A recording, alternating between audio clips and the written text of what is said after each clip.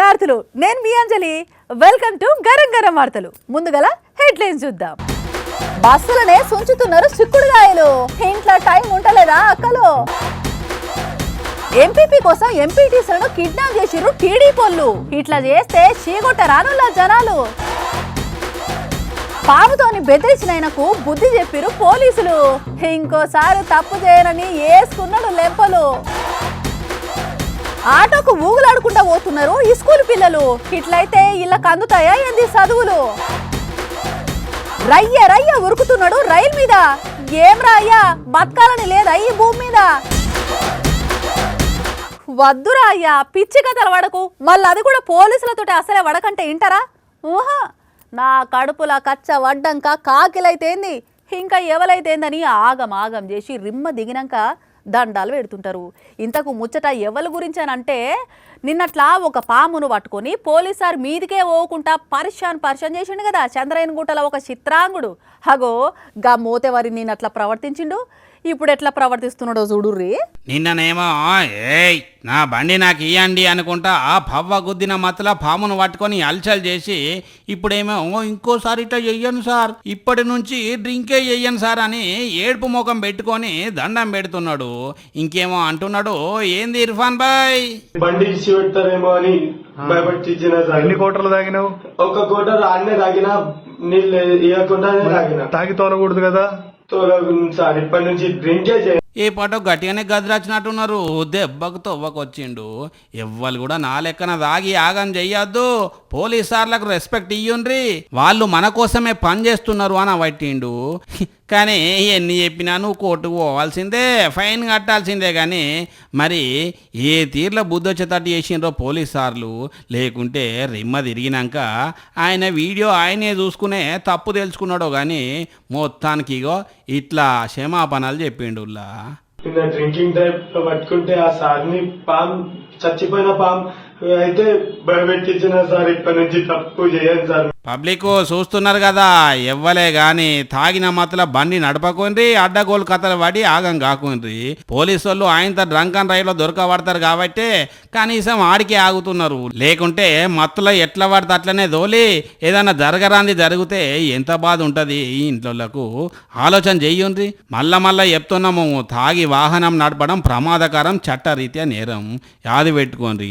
ఈ కథ సల్లగుండా ఇన్ని రోజులు కూరగాయలు కోయాలంటే హమ్మలక్కలు వంటింట్లో కూసుండేటోళ్ళు, లేకపోతే టీవీల ముంగట చూసుకుంటా చిక్కుడుకాయలు ఒలుచుకుంటా ఉండేటోళ్ళు, వంకాయలు కోసేటోళ్ళు.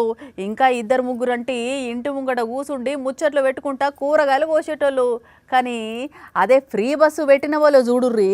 మీరు సూపర్ అక్కలు, బస్సులనే చిక్కుడుగాయలు ఉంచుతున్నారంటే మీరు టైంని ఎంత ఆదా చేస్తున్నారు అనేది ఈయనే అర్థమవుతున్నది. మరి ఒక్క చిక్కుడుగాయలే ఎందుకక్క, ఇంకా ఉల్లిగడ్డలు మిరపకాయలను కూడా టైం ఉంటే ఈ బస్సులనే కోసుకొని పోయి డైరెక్ట్ గా ఇంటికి పోయినాక తాలింపేసి కూర వండుకోవచ్చు కదా.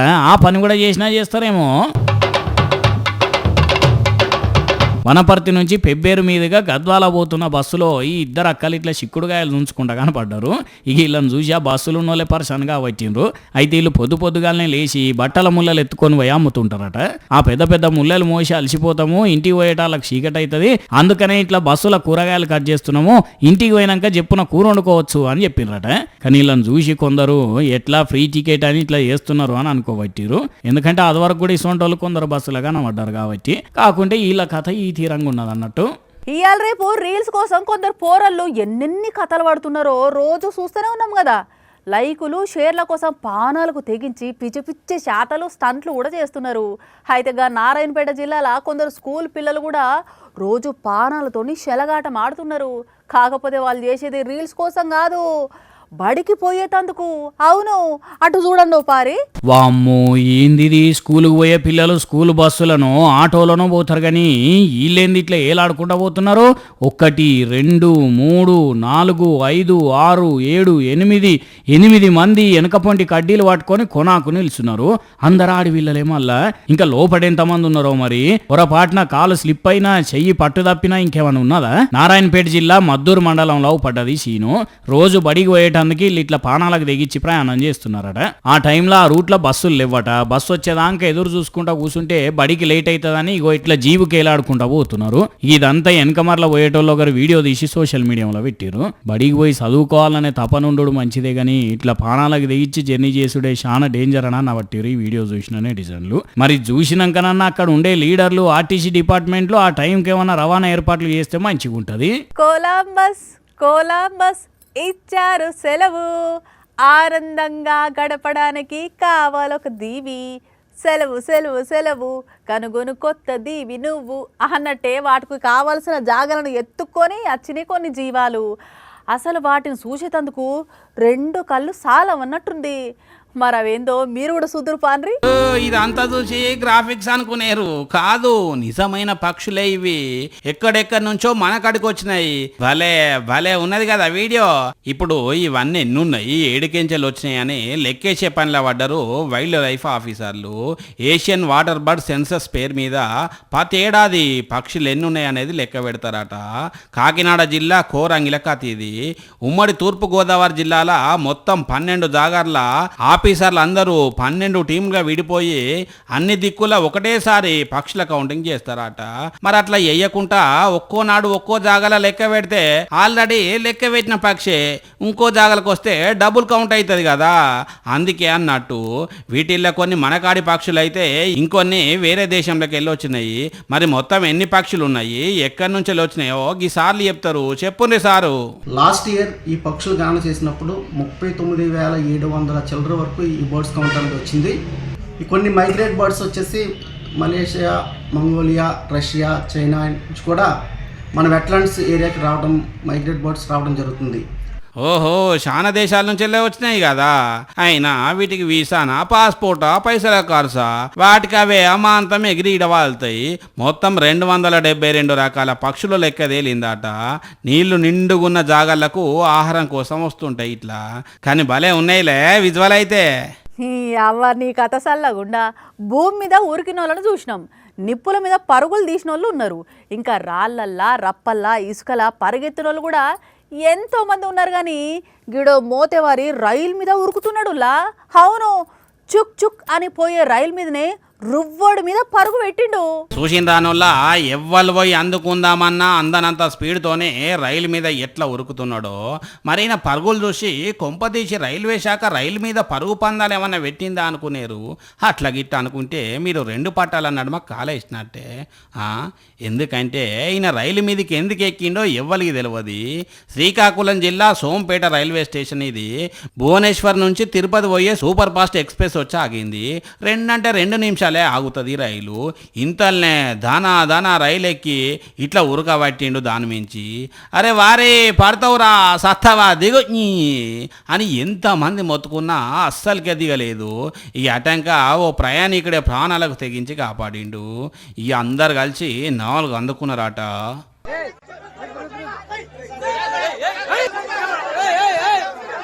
మరి మీదున్న కరెంటు తీగలు తాకితే బొగ్గు అయిపోడు. అప్పటికే చాలా రైళ్ళు ఆగిపోయినాయి. ఈ అటంక రైల్వే పోలీసులు ఇట్లెందుకు చేసిండు, అసలు ఈయన ఎవరు అని ఆరాధిస్తే బెంగాల్ మనిషి అందే వెళ్ళిందట. క్యాలీ చక్కగా లేదట.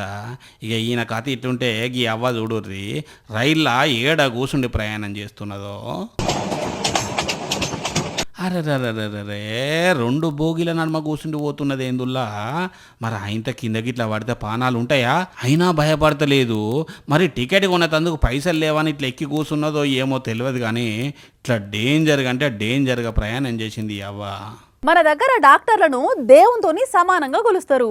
వాళ్ళను చూడగానే గౌరవంతోని లేచి నిల్చొని దండం పెడతారు. కానీ కొంతమంది డాక్టర్లు పేషెంట్లను ఏటీఎం మిషన్ల లెక్కనే చూస్తున్నారు. ఏదన్నా ట్రీట్మెంట్ కోసం పోతే హుతి పుణ్యానికి లేనిపోని టెస్టులు అన్నీ చేపించి ₹1000 గుంజే డాక్టర్లు చాలా మంది ఉన్నారు. అయితే అక్కడక్కడ కొందరు మనసున్న డాక్టర్లు సుత ఉన్నారు.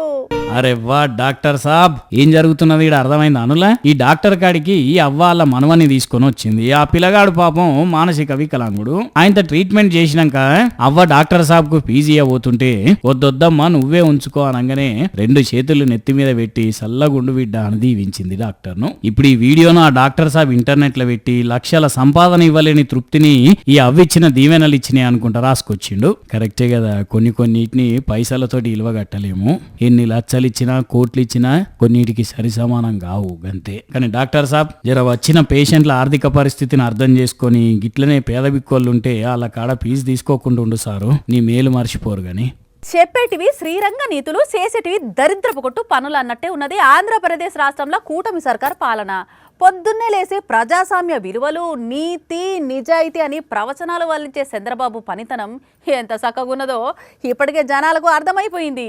ఇక ఇప్పుడు అంతకంటే ఘోరమమ్మా, నడి రోడ్డు మీద కూటమి లీడర్లు ఎన్నికల వ్యవస్థను కూని చేసి కైమ కొట్టిర్రు. సిగ్గు, శరం, ఇజ్జతి అన్నీ ఇడిచిపెట్టిర్రు. ఆగో చూస్తున్నారా నుల్లా టీడీపీ లీడర్లు ఎట్లా బరిదెగిచ్చిర్రో. మమ్మల్ని ఎవర్రా ఆపేది అనుకుంటా వైఎస్ఆర్సీపీ ఎంపీటీసీల మీద దాడికి దిగబడ్డారు.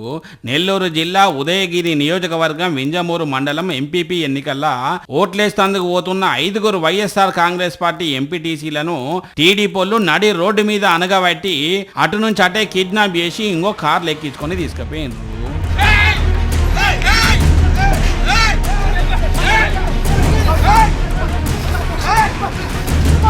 అరే రత్నమ్మనే గీ వైఎస్ఆర్సీపీ ఎంపీటీసీని గా దొబ్బటోడు చేయవట్ ఎట్లా గుంజుకపోతున్నాడో చూస్తున్నారా. ఆమె ఎంత మొత్తుకున్నా ఇడిచిపెడతలేడు.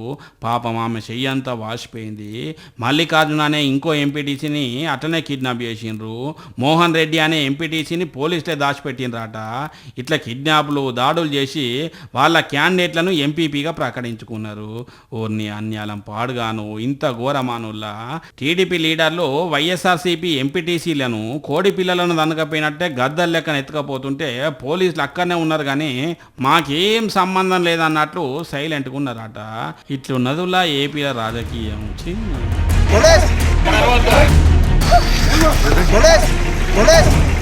అమ్మేటోడు ఉన్నంతసేపు తాగేటోడు ఉంటాడు, తాగేటోడు ఉన్నంతసేపు అమ్మేటోడు అమ్ముతూనే ఉంటాడు.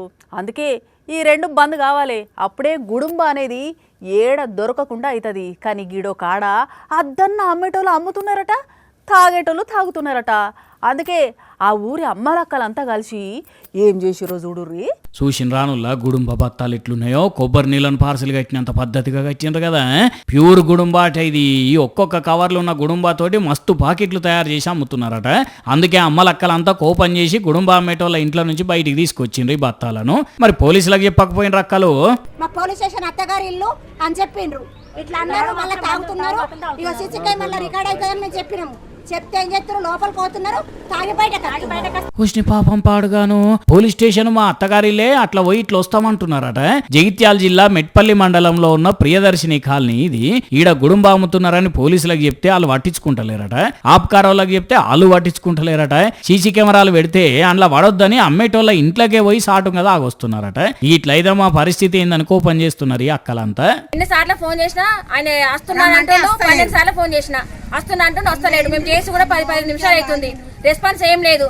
మరి అయ్యా ఆబ్కారీ శాఖ ఆఫీసర్లు, మీ డ్యూటీలో ఇది కూడా భాగమేనా? వీళ్ళు ఫిర్యాదు చేసినా మీరు పట్టించుకుంటలేరంటే మీకే పాటో ముడుతున్నాయి కావచ్చు అని అనుకోరా? వీళ్ళు అనుకునుడైంది ఆల్రెడీ అదే అంటున్నారు. మరి ఇప్పటికైనా గుడుంబ అమ్మకుండా చేసి వీళ్ళకు నమ్మకం కల్పియండ్రి.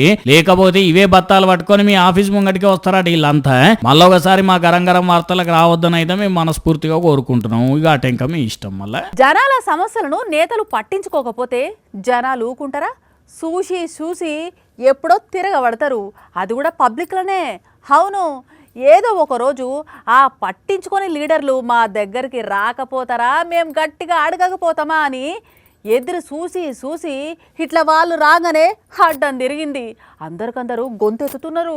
హోంమంత్రి అనితా మేడంను చుట్టుముట్టిర్రు అమ్మలక్కలు. ఒక్క అనితా మేడంనే కాదు, మంత్రులను కూడా రోడ్డు మీద నిలబెట్టి తిరగవాడి మా భూములు తీసుకున్నారు, మాకు పరిహారం ఇయ్యలేదు, ఆ పరిహారం సంగతి ఏందని గట్టిగానే అడిగింది.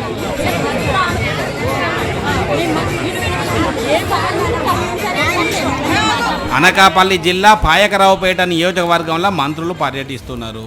మరి వట్టప్పుడు దొరుకుతారో లేదో, దొరికినా మనం చెప్పింది వింటారో లేదో, ఇన్నా పట్టించుకోరో అనుకున్నారో ఏమో కానీ ఇప్పుడు కనబడేసరికి మా భూముల పరిహారం సంగతి ఏందని ఆన్నేకొచ్చాను లేచి అడిగారు. ఇట్లా అందరు ఒక్కసారి అడుగుడుతోనే మేడం జరంతా వెనక ముందు అయినట్టే చేసింది కానీ అటంక నేను చూసుకుంటా అని చెప్పిపోయింది. మరి ఇదేదో ముందే పరిహారం ఇస్తే వీళ్ళు ఆపుదురా అడ్డుపాడుదురా, ఇట్లా అడ్డుకుంటే గానీ జనాల సమస్యలు గుర్తుకు రావా ఏంది అని కోపం చేస్తున్నారు కొందరు పబ్లిక్. ముల్లా పాడై కానీ పెంచి పెద్ద చేసి ఒక ఇంటోళ్ళని చేసి కొడుకులు బిడ్డలు వాళ్ళ కాళ్ళ మీద వాళ్ళు నిలబడేటట్టు చేసినాక ఎవ్వలని చూసుకునేదందుకు మనసు ఒప్పుతలేదు కొంతమందికి. ఇగో ఈడ కనిపిస్తున్న ఇద్దట్లో ఒకరు తల్లి ఒకరు బిడ్డ ఓల్డేజ్ హోమ్ లో దింపేదందుకని వచ్చిందట తల్లిని. అయితే లోపలికి పోతుంటే తల్లి ఒకటి ఏడువ పట్టిందట. వద్దు బిడ్డ, నేను బోను బిడ్డ, నన్ను ఇట్లా విడిచిపెట్టి పోకు బిడ్డ, నేను నీతోనే ఉంటా, కలో గంజ దాగి బతుకుతా, మీరు ఏది తింటే గదే పెట్టుండ్రి, ఒక్క పూట తిండి పెట్టినా మంచిదే అని ఏడువ పట్టిందట. అయినా కానీ బిడ్డ గదిరించుకుంటా నడు ఏడుంటావు, నా పనులు నాకే సరిపోతున్నాయి, ఇంకెంత చేసి పెట్టాలి నీకు అనుకుంటా ఒర్రేదోరుతున్నదట. ఆయన అంతా అన్నే ఉన్న ఒక అన్న చూసి వీడియో తీసుకుంటా తల్లినాడుగా పట్టిండు. ఏందమ్మా నీకు ఇష్టమేనా పోవడము అని. దానికి ఆమె చూడండి ఇష్టం లేదు బిడ్డ అని చెప్పి గుడ్ల నిండా ఇట్లా నిలదీస్తున్నదో. పబ్లిక్ కన్నోళ్ళ రుణం ఏమిచ్చినది ఇరది, కనీసం ఈడు మీద పడ్డాక వాళ్ళకింత ఆసరా అయ్యి వాళ్ళతో పాటు ఉండి వాళ్ళని మంచిగా చూసుకుంటే ఆ రుణంలో ఎంతో కొంత తీర్చుకున్న వాళ్ళమన్నా అవుతాము కాదంట రానులా. పైసలు ఇచ్చి కొనేది ఉన్నదా, కొట్టించేదాకా ఆగేది ఉన్నదా? మంచిగా చెట్టు మీదకి ఎక్కింది, కొబ్బరి బొండం తుడుపుకుడ తెంపింది, లేత కొబ్బరి నోటితోటి కసుకున ఒడిసింది, కథం నోట్లో పెట్టుకొని గట్ట గట్ట తాగుతూనే ఉన్నది కొబ్బరి బొండం. ఓహో తాగుబోతులు బీరికిసలేపి దించనంటే అట్లనే పెట్టుకున్నావు కదనే, దించు దించు సాలుగానే. మరి ఎంత దూపైందో ఏందో దీనికి గాని కొబ్బరి చెట్టు మీదకి ఎక్కి బోండాన్ని నింపుకొని ఎట్లా తాగుతున్నది చూడండి. తాగుతే తాగింది గాని ఇప్పుడు ఆ బోండాన్ని కిందెత్తేస్తే కిందనోళ్ళ పరిస్థితి ఏంది, ఎవరి మీద నా వడత ఇంకేమైనా ఉన్నదా? ఇగో ఇవుల్లా ఇయాల్టి గరంగన వార్తలు. మన టైం ఎరకనే కదా, రాత్రి 8:30కు పొద్దుగల 8:30కు చూస్తూనే ఉండండి సాక్షి టీవీ. సరేనా? ఇగుంటా.